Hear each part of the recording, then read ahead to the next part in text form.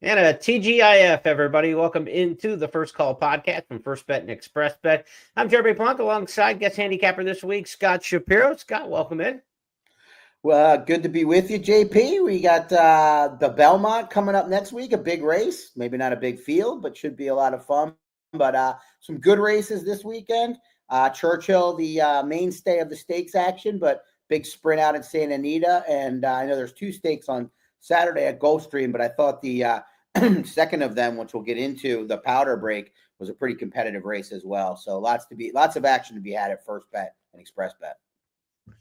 Absolutely. A little news about the racing this weekend as well. Penn National was supposed to have the Penn Mile program tonight. They will still race at Penn National, but all the turf races are canceled for the evening. So they've moved them about a month away into late June. So we will see those races coming up in 4 or 5 weeks' time. But no big stakes tonight at Penn National. Big weekend of quarter horse racing at Remington Park. They've got their Night of Champions tomorrow night. It'll be $2.6 million in purses for the quarter horses. So a huge night of racing coming up tomorrow night at Remington Park. Let's talk about the races that we will handicap over the next half hour or so on the podcast. For those of you watching on X and on YouTube, thank you for that. Be sure to comment in the comments section, like this and share it out with your friends. And for those of you on our traditional audio channels, here's the rundown of races Scott and I will handicap. He mentioned the Powder Break Stakes at Gulfstream Park. That's race number 11 on the card. We'll start off with that one. We'll go to Santa Anita for the Triple Bend, an interesting cast of characters in that one. Race number 7 on Saturday at Santa Anita. And then a six-pack from Churchill Downs. It is Stephen Foster Preview Day. Churchill Downs matinee card includes the Aristides, the Audubon, the Shawnee, the Arlington Stakes, the Blame and the Regret. We'll take a look at those in succession. They'll go as races 6 through 11 on the card. And if you're playing Churchill Downs on Saturday, be sure to do so with First Bet and Express Bet. We have 3 million first rewards points up for grabs if you take down the late pick 4 on Saturday. All stakes variety there. Scott's already got those races handicapped in blog format, so you can check that out at news.first.com and at expressbet.com. But we're going to get into some more detail here on stakes races, not only at Churchill, but from around the country. You mentioned the Belmont Stakes. Before we handicap, going to get a little week out feel from you on the Belmont Stakes, put you on the spot. We didn't talk about this in any sort of format, but we've get obviously a potential rematch. We're looking perhaps tomorrow morning, weather permitting, final workouts from Journalism and Sovereignty at Saratoga. The West Coast horses ready to make their way to the east, Rodriguez and Baeza. And of course, we maybe get Hill Road and some others in the Belmont. Field of 6 or 7 kind of pandering around right now, as entry day will be on Monday for the Belmont Stakes. Scott, what do you make of the matchup? Are we looking at the top 2, the winner of the Derby and the winner of the Preakness? Is it one of those? Do you like Baeza? I mean, you don't have to go pick at this point, but where does the kind of cutoff start for you? I think the top tier, I think you got to at least consider Baeza in there, especially from a gambling perspective, because you would think he's going to be significantly the third choice, despite really doing very little wrong. He's going to have, arguably the best rider in the land or in the world or close to it aboard once again, or at least as far as we know at this point. So, I mean, I think he definitely merits respect in amongst those two. Journalism, if he runs back again and wins, it would be so great for so many reasons. I've really fallen in love with this horse. Yes, some of it is due to others making me dislike them a little bit, but horse-wise, or not the horse themselves, maybe connection. But anyway, more importantly, journalism. If he gets through the gauntlet here after that very tough race on him in the Preakness, he's not going to be a good bet, but he's easy to root for. Sovereignty is, continued to move forward. It's hard to knock him, but is he going to have any pace in there to run at?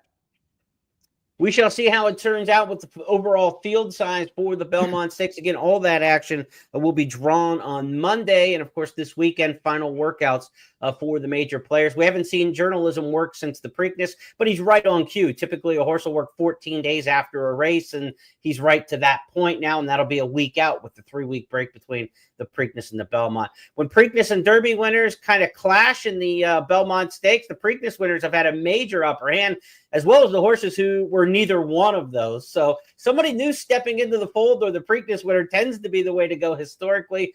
We'll talk about all those stats and trends in the first Belmont Stakes wager guide. That will be released on Monday as well. Okay, let's get cracking on this weekend's handicap. We'll go to the mile turf race, the Powder Break, race number 11, first up at Gulfstream Park on Saturday, post time just after 6 p.m. for this one. Powder Break, named for the 1986 Grade 1 Pan American winner. She won at Hialeah Calder. She was a good South Florida turf runner, also up on the NYRA circuit. The Powder Break Stakes in her name. Who do you like in here, Scott? Wow, that was one. I usually know the names of the horses that are the name for at this point. I remember as a youth thinking that would be fun. I don't think it's fun anymore. But Powder Break was one I didn't have, but 86, I guess that would explain it. Wide open race, like I said, and why I chose it this week. I think the pace will be honest with two of the main speeds being coming from the outside. Dancing in Dixie, like many in this race, exits the Monroe, another $75,000 race. After the championship meet down there. That was her first start of the meet. She didn't do much running, but just overall, she's just taken on better competition. Mark Casse has had a ton of success with female two-turn turf horses this year and in general. I think she meets a field she can handle, price. But this is a race where I would be shopping around if I was interested in gambling on it, because I think a number of different runners could win this race. And if Dancing in Dixie is a short price, I would have very little interest. Well, fortunately, my shopping landed on a 12-1 morning line, so I'm hoping that you're right there. Number 4, Let's Go Coco, steps up in class off really a sharp win. When you look at the splits, 45 and change, 9-2, and was right up on that, finishing up well last time. I think this is more of a now horse, ready to kind of move into the next level, maybe coming off the race at Tampa. I think we'll get a fair price there with Gonzalez aboard. So I'm going to take my shot with Let's Go Coco. Like you said, the speed should come from the outside. I think Let's Go Coco can get that first run, kind of sit third, get the first over kind of pounce move, and maybe it'll be good enough. That's going to be my choice in here. Scott's going with the 1, Dancing in Dixie. I'll go with the 4, Let's Go Coco. That's the Powder Break Stakes, race number 11 at Gulfstream Park on Saturday. Let's change gears now and go to Santa Anita for a big sprint race on the program. Race number 7 on Saturday at Santa Anita is the Triple Bend, a Grade 3 company here, $100,000. Again, late pick 4 on Saturday at Santa Anita will be the $3 million, or at Churchill Downs, I should say, will be the hit and split. So Santa Anita's Triple Bend, we had those hit and splits at all last weekend at Santa Anita. Threw me off thinking about that. Triple Bend, I always like to give a little history where we can. What a season Triple Bend, the horse, had 1972. You win the Santa Anita handicap in March, and then you win the Vosburg at the end of the year sprinting. I mean, could do a little bit of everything. In between, set the world record for 7 furlongs in the Los Angeles handicap. How about this, Scott? 7 furlongs in 119 and 4 after winning the big cap. That's blazing. That is blazing. That's incredible. Wow.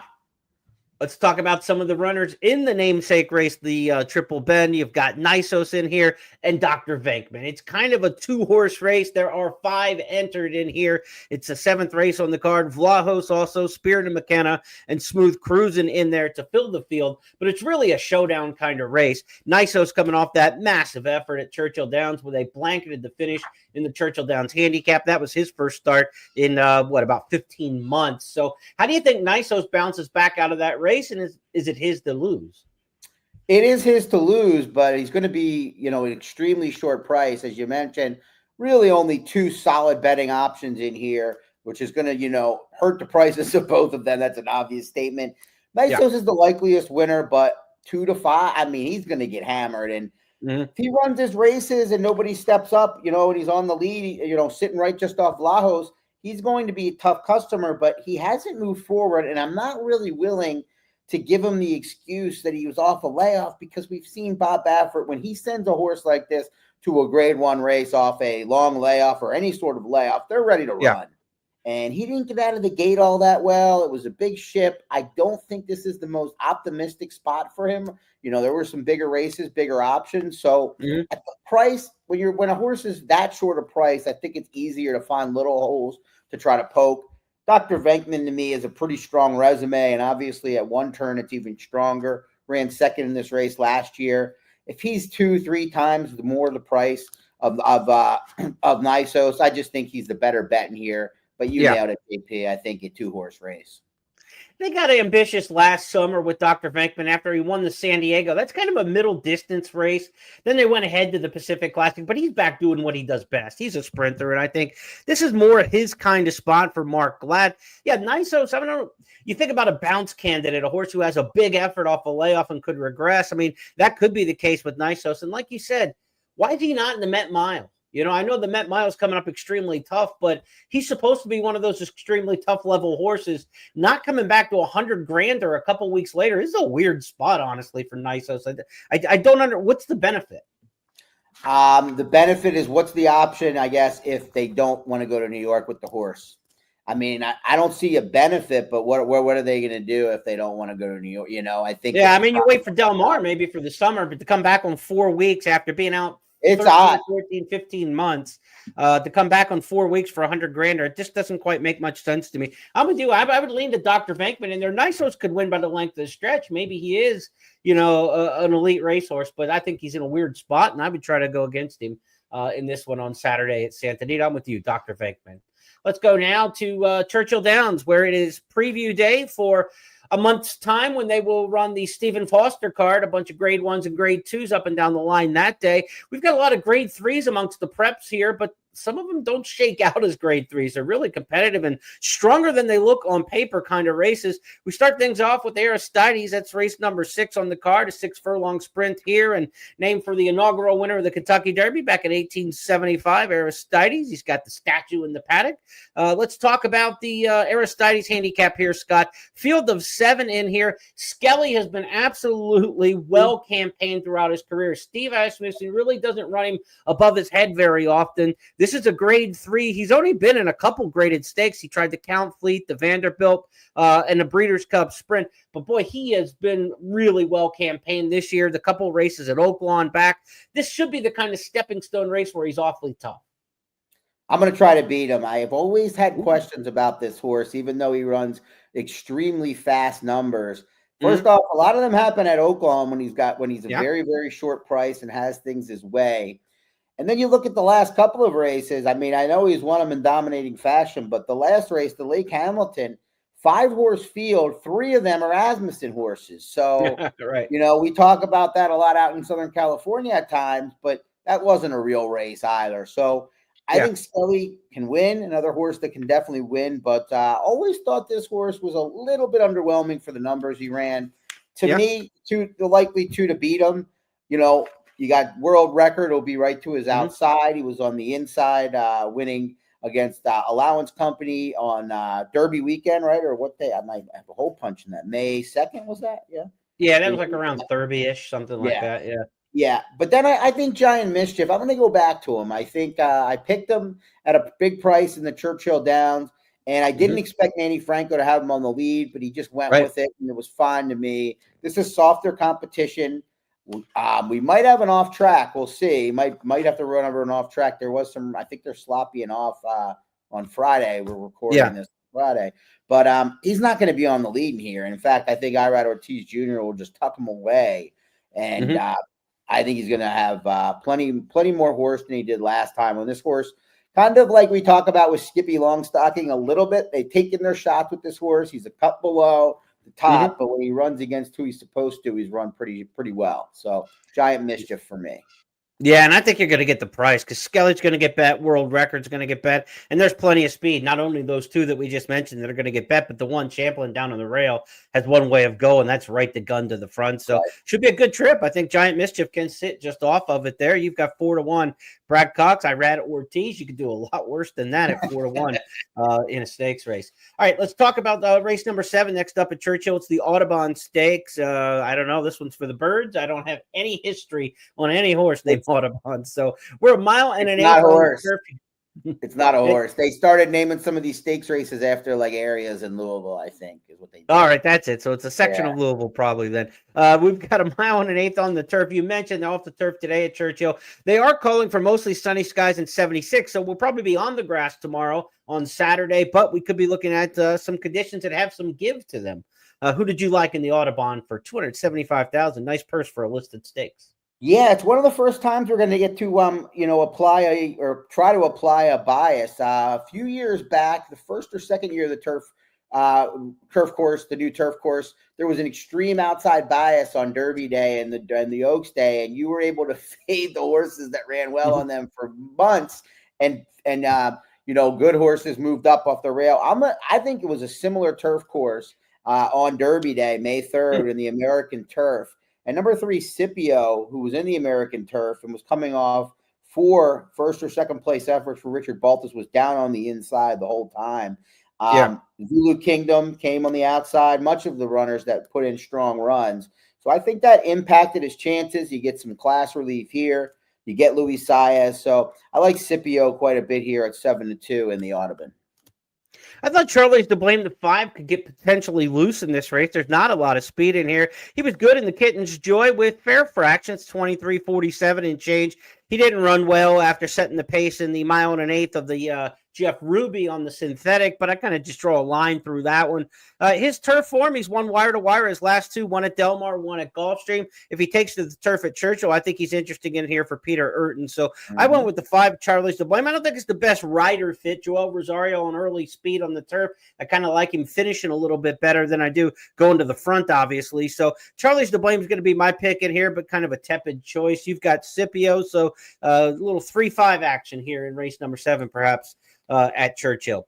Let's go to the Shawnee Stakes, race number 8 on the card at Churchill Downs on Saturday. Mile and a 16th on the main track here. These are fillies and mares, grade 3 company in this one. And this is a race that a lot of these fillies have been in some bigger events. A lot of them dropping, not a lot, but several have been in grade 1 company in recent starts. Wild About Hillary, Free Like a Girl, Hoosier Filly. There's definitely some class about this group for a grade 3.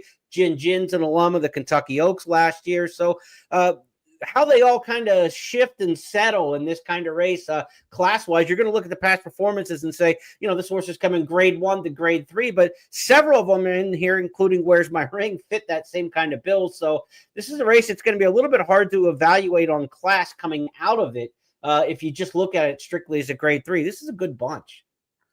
It is, and I don't trust very many of them, if any.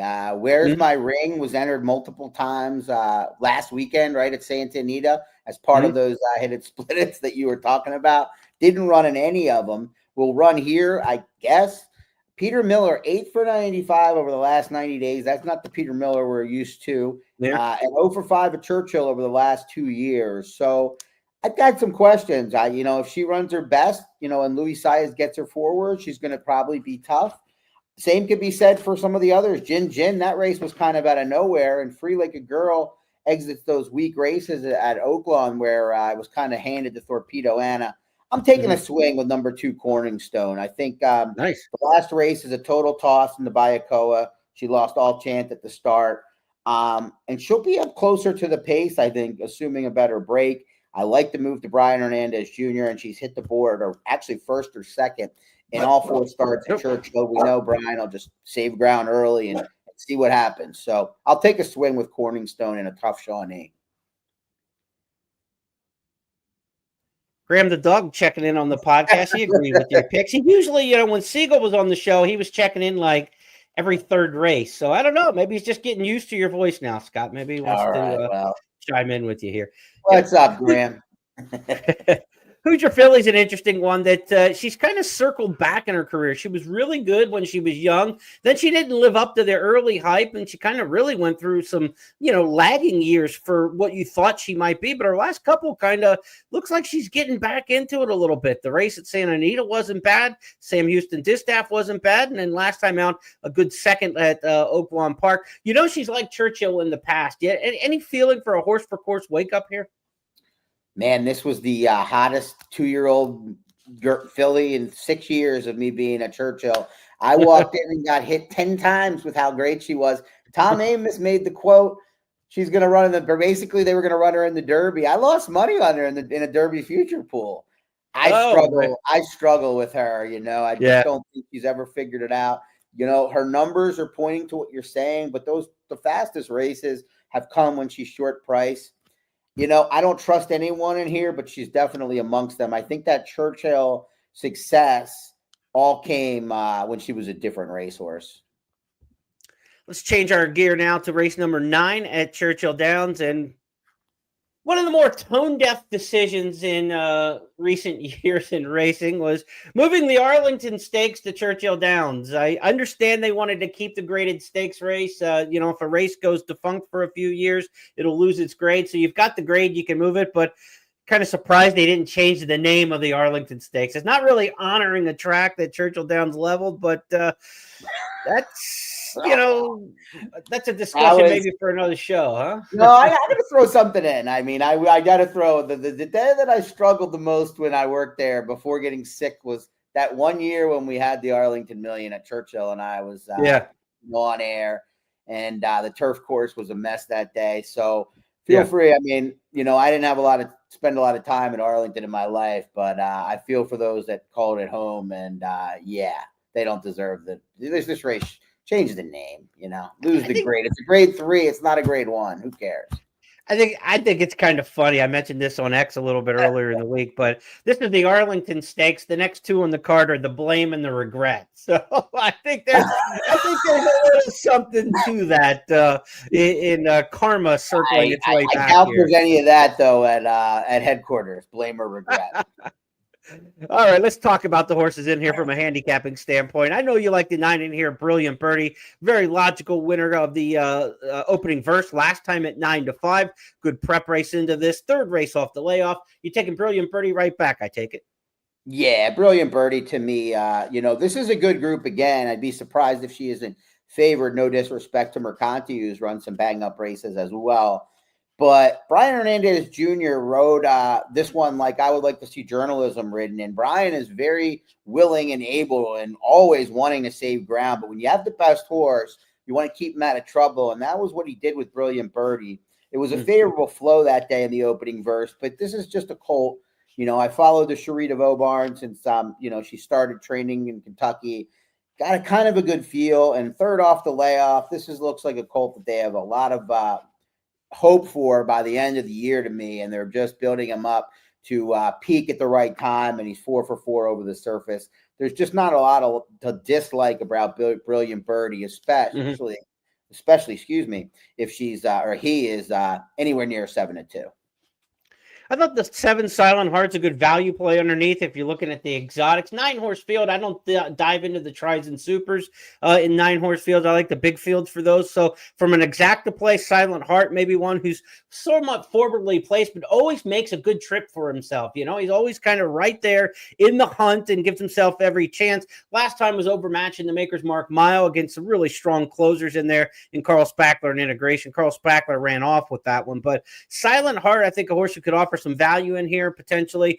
Probably better as a miler, but the mile and a 16th might strap him in terms of distance. Has run well in one start here over the turf at Churchill, third last year, second by disqualification in a turf sprint. So if Silent Heart takes to the turf course at Churchill, I assume that he will. He should get a good trip under Saez, and I think can hold for a piece of it. So 9-7, the way I think we line him up there in the Arlington race number 9.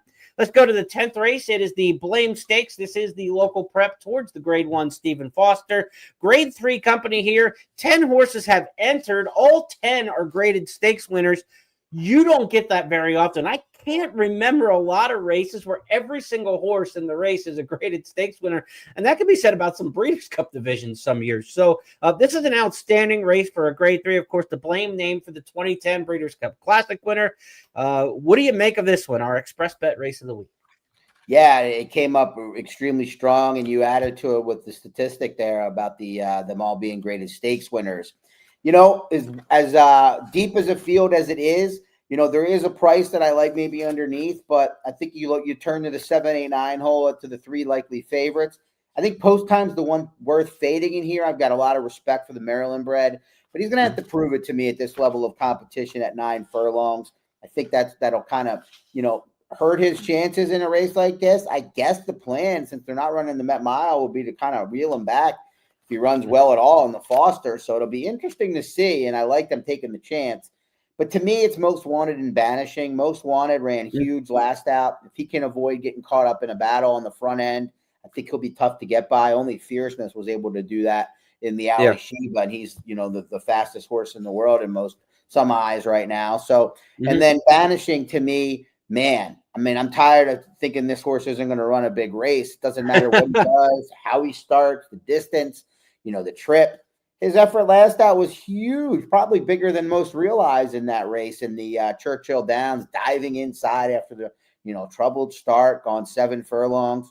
The mile and an eighth, a little bit of a question for Banishing, but I'm done doubting him. So I went with him slightly over Most Wanted. Mystic Dan, the Kentucky Derby winner from last year, is in this field. He hasn't won since the Derby, but he ran second in the Preakness. He came back and ran a good second to Saudi Crown. It was a listed stakes at Oaklawn, but we know Saudi Crown's a good grade 2 type horse. At the grade 1s, he kind of is around the edges, but a good grade 2 level runner. So that was Mystic Dan's most promising race that he's run in a long, long time. What do you make of him getting back to Churchill Downs? The race does kind of set up a little for him. I think there's plenty of speed in here. And, Brian's going to want to try to save some ground. The 4-hole should be good for him with some speed to his inside. Alexander Helios, Antiquarian, probably faster than he is early. Mystic Dan might get that rail run at him again and try to come get him. He very well might. And, I was completely, like others, out on him. And I'm still not going to bet him because you don't get value with the Derby winner at Churchill Downs. But right. I don't know where that race came from. It felt to me like he had run his race, in the Derby and Preakness, and we might never see it again.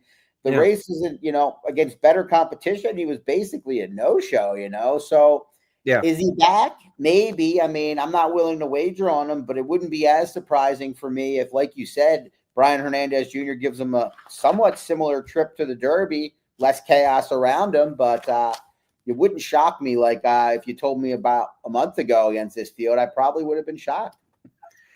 His couple races, I mean, look, the Malibu, there was no flight out there around Christmas because of FedEx, so they vanned all the way from New Orleans to Southern California to run in a 7/8 mile race that just didn't make any sense at all. Then they came back, and it seemed like they crammed him into the Pegasus World Cup. That race didn't make any sense at all either. I thought he was totally mismanaged for about a 2-month period there. The Oaklawn race was smart to kind of get him back. It was Derby Day at Oaklawn, but nobody was paying attention to it because all the eyes were on Louisville, obviously. But he ran a really good race that day. I wouldn't be surprised if he's kind of back. The work in 47 and change at Churchill Downs, I kind of get the feeling that he might be a major contender in this spot in the blame. But like you, I don't think he's going to be the value, right? So from a gambling standpoint, he's probably well underlaid at 4-1. But if you got 8-1 or so on Mystic Dan, I don't think he would be the worst play in the world in this particular spot. One place I will disagree with you on is, and maybe it's because I'm a homer, I just love Post Time. He's my boy. I'm going with him here. But I think he gets a great pace setup. I think there's a lot of speed in this race. And I think that, when you got horses like Banishing, Most Wanted, Best Actor, Hall of Fame, Alexander Helios, Antiquarium, Tennessee Lamb from the outside, probably not that fast, but has to use some from the far outside draw. I think there's a shot in here that Post Time might be the classiest horse in the race, certainly by his running lines, Met Mile, Whitney, those kind of races. You give the classiest horse the best pace setup. I'm going to take him in this spot. I know he's 3-1 in the morning line. I don't think that's value. I think he'll be higher than that. I don't think there's any way, given this field, that he's going to go up 3-1. I think he goes up a little bit higher than that. I'm not going to say he's going to be 5 or 6-1, but I wouldn't be surprised if he's 4-1, 9-2. This is a tough spot in here. It's Sheldon Russell riding, against the big boys. So I don't think he's going to get hammered in the wagering. I don't think he'll go favorite in here, but I'm going to give my dibs in here to Post Time. But if it's Post Time and Mystic Dan, I won't be shocked and I won't be disappointed. I think that's kind of a cool result for racing. It would be good to have Mystic Dan back and running well at age 4. No question about that. And heading towards the Foster, one of the marquee races that everybody will have their eyes open for. It would be good to have a legitimate, Mystic Dan back. Well, if he runs at all, he's going to be in the Foster. It's Kenny McPeak, so we know that. So, right. But yes, if he runs huge, it would certainly make the Foster that much more of a big race.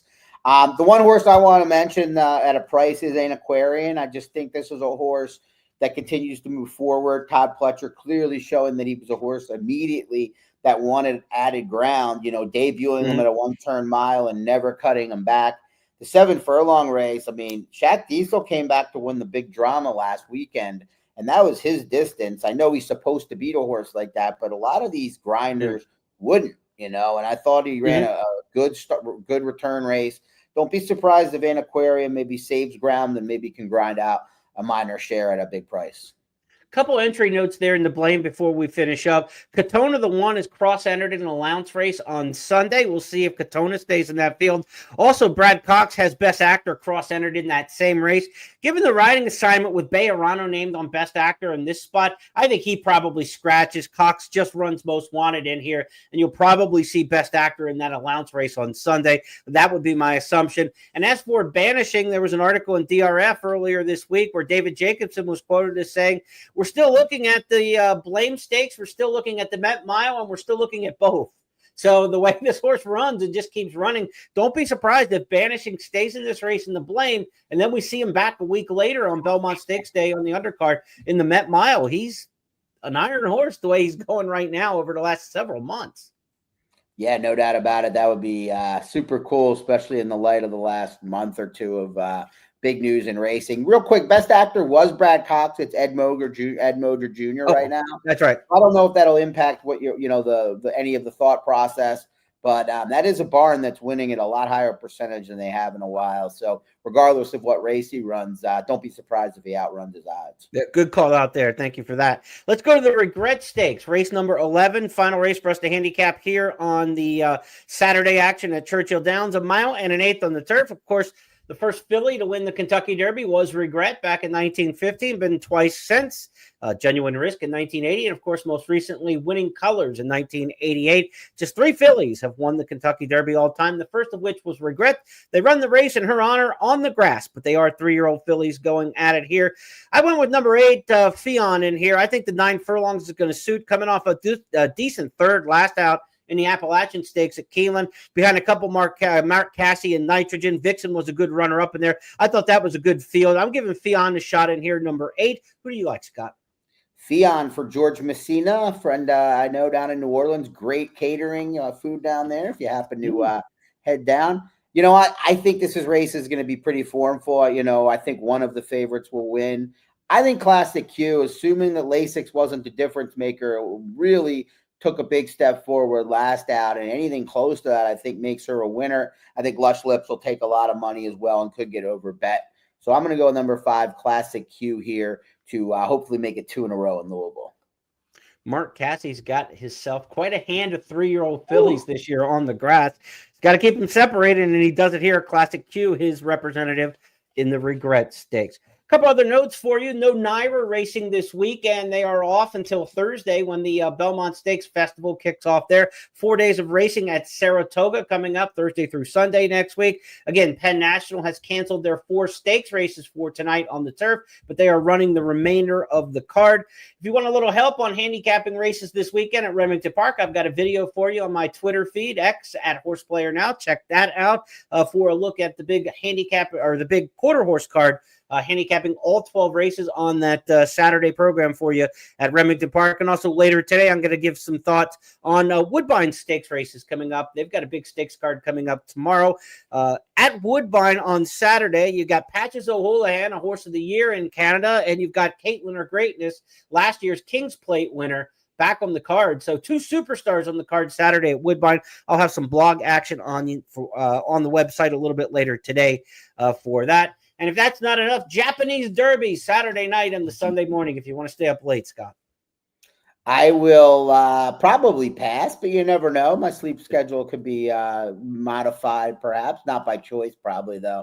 But, lots going on, as always. We got the third Jewel of the Triple Crown next week. But I'm looking forward to the action this weekend. I'm definitely going to be getting involved, especially with that hit it, split it. Pick 4 with these competitive races at Churchill we just spoke about. All right, that's going to wrap things up for this week's First Call podcast. Continued well wishes out to our pal and our partner, Jeff Siegel, as he recovers, and we look forward to having him back in the podcast scene as soon as he's ready to do so. On behalf of everybody with First Bet and Express Bet, he's Scott Shapiro. I'm Jeremy Plonk. Have a great weekend, everybody. We'll talk to you Tuesday on the It's Official podcast.